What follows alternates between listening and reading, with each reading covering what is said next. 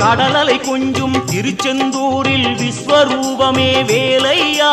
பழமுதி சோலை அறுபடை வீடும் புண்ணிய தரிசனம் முருகையா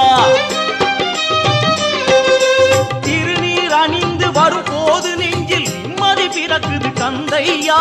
சுகனே சிவனார் மகனே உன்னை பாட பாட சுகமாகுதையா வேல் முருகா அரோகரா